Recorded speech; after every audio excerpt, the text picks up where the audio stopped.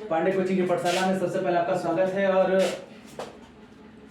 आज हम आए हैं यूरोप में राष्ट्रवाद जो पाठ है उसके बारे में लेकर आए हैं। और सबसे पहले मैं चाहूंगा कि जितने भी लोग मेरे वीडियो को देख रहे हैं सबसे पहले मेरे चैनल को सब्सक्राइब करें। हम पढ़ेंगे यूरोप में राष्ट्रवाद। कल हम लोगों ने पढ़ा था कि जो राष्ट्रवाद की भावना, राष्ट्रवाद क्या है, तो किसी विशेष भौगोलिक, सांस्कृतिक या सामाजिक परिवेश पर रहने वाले लोगों में क्या करती है, एकता का वाहक बनाती है। राष्ट्रवाद एक ऐसी भावना है जो किसी भी लोगों में, चाहे वो सामाजिक हो, चाहे सांस्कृतिक हो, चाहे भौगोलिक हो, उनमें एकता का वाहक बनाती है। और हम लोगों ने ये भी पढ़ा था कि जो सबसे पहले जो राष्ट्रवाद की उत्पत्ति हुआ था, तो राष्ट्रवाद की उत्पत्ति का कारण सबसे पहले दो था। एक था फ्रांस की 1789 की क्रांति था, ठीक ना, फ्रांस की 1789 की क्रांति, ठीक ना। और दूसरा था नेपोलियन का आक्रमण, नेपोलियन का आक्रमण। यानी ये दो ऐसा चीज था जिसके कारण क्या हुआ था, राष्ट्रवाद फैला था। और सबसे पहले राष्ट्रवाद की शुरुआत कहां से होती है, यूरोप से होती है, ठीक ना। तो अब जो इसका मुख्य जो टॉपिक है वो है राष्ट्रवाद। तो मैंने बताया कि राष्ट्रवाद एक ऐसी भावना है जो लोगों में सामाजिक, चाहे भौगोलिक, चाहे सांस्कृतिक हो, सभी लोगों में क्या करती है, एकता का वाहक बनाती है। और रहा राष्ट्रवाद, तो राष्ट्रवाद अगर फैला था तो राष्ट्रवाद फैलने का दो कारण था। एक था फ्रांस की 1789 की क्रांति और दूसरा नेपोलियन का आक्रमण। इन्हीं चीजों के कारण क्या होता है, यूरोप में राष्ट्रवाद फैलता है। और वहीं यूरोप से धीरे धीरे क्या होता है, एशिया, और एशिया के बाद फिर क्या होता है, अफ्रीका में राष्ट्रवाद की भावना फैलने लगती है। कल हम लोगों ने पढ़ा था कि 1700 जब ये नेपोलियन आता है, नेपोलियन का जो समय होता है 1814 में क्या होता है, इसका पतन हो जाता है। नेपोलियन का पतन कब होता है, 1814 में क्या होता है, पतन होता है। और 1814 के बाद 1815 में क्या होता है, मेटरनिक युग की शुरुआत होती है, ठीक ना। मेटरनिक युग की क्या होती है, शुरुआत होती है, ठीक ना। 1814 में क्या होता है, नेपोलियन का पतन होता है। तो क्वेश्चन पूछेगा कि नेपोलियन का पतन कब हुआ था, 1814 में। और फिर जब नेपोलियन का पतन होता है तो उसके बाद 1815 से क्या होती है, मेटरनिक युग की शुरुआत होती है। तो अब यहाँ पर क्या होता है, 1815 में एक सम्मेलन होता है जिसका नाम क्या था, वियना सम्मेलन, ठीक ना। 1815 में एक सम्मेलन हुआ था जिसका नाम क्या था, वियना सम्मेलन। वियना सम्मेलन, ठीक ना। वियना सम्मेलन कहाँ हुआ था, ऑस्ट्रिया की राजधानी, ठीक ना। जो वियना है वो क्या है, ऑस्ट्रिया की राजधानी है, कौन, वियना। और यहीं पर क्या हुआ था, वियना सम्मेलन हुआ था जिसमें लगभग 4 देश भाग लिए थे, शायद 4 देश ना, जैसे रूस, ठीक ना, प्रासा, ऑस्ट्रिया, ठीक ना, रूस, प्रासा और ऑस्ट्रिया और ब्रिटेन, ये 4 देश का लिए थे, उसमें भाग लिए थे, ठीक ना।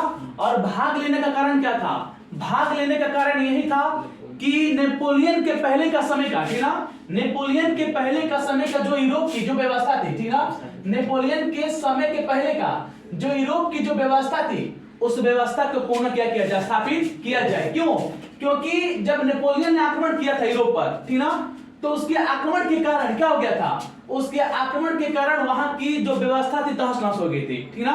नेपोलियन जब यूरोप पर क्या करता है, आक्रमण करता है, क्या करता है, आक्रमण करता है, तो इसके आक्रमण के कारण वहां की जो यूरोप की व्यवस्था थी वो व्यवस्था क्या हो गई थी, तहस नहस हो गई थी। और उसी व्यवस्था को फिर से पुनः स्थापित करने के लिए वियना सम्मेलन होता है, ठीक है। 1815 में एक सम्मेलन होता है जिसका नाम क्या दे देता है, वियना सम्मेलन। ये क्या है, वियना ऑस्ट्रिया की राजधानी है। और इस वियना सम्मेलन का मेजबानी कौन करता है, मेजबानी करता है मेटरनिक। कौन करता है, मेटरनिक। मेटरनिक कौन था, ऑस्ट्रिया का चांसलर था, ठीक ना। मेटरनिक कौन था, ऑस्ट्रिया का कौन था, चांसलर था, ठीक ना।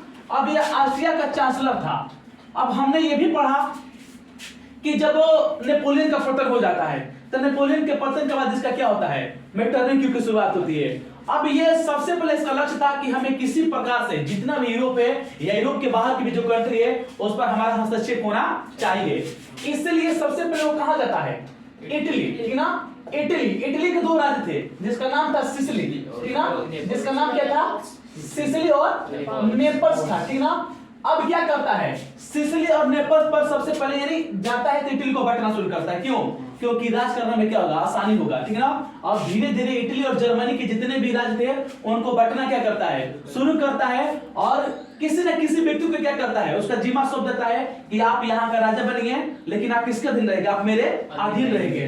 जैसे सिसिली और नेपल्स था, तो सिसिली और नेपल्स क्या था, ये जो राज था वो किसको देता है, बुर्बो वंश के सम्राट थे जिसका नाम क्या था, फर्डिनेंड। क्या था, फर्डिनेंड थे, ठीक ना। बुर्बो वंश के सम्राट थे जिसका नाम क्या था, फर्डिनेंड थे। उनको इटली के सिसिली और नेपल्स का प्रदेश क्या करता है, दे देता है, ठीक ना। फिर होता है रोम, ठीक ना। रोम और उसके आसपास के क्षेत्र, ठीक ना। रोम और उसके आसपास के क्षेत्र किसको देता है, पोप को देता है कि आप रोम के और उसके आसपास का क्षेत्र को आपको जिम्मा है, ठीक ना, कि आप क्या करेंगे, आप उसको देखेंगे, ठीक ना। फिर इसी प्रकार से क्या करता है, फिर इसी प्रकार से जो वेनेसिया, ठीक ना, जो लोम्बार्डी और वेनेसिया है उस पर खुद क्या करता है, उस वह खुद ऑस्ट्रिया को देता है। लोम्बार्डी और वेनेसिया दो प्रदेश थे, वो किसको देता है, ऑस्ट्रिया को देता है, ठीक ना।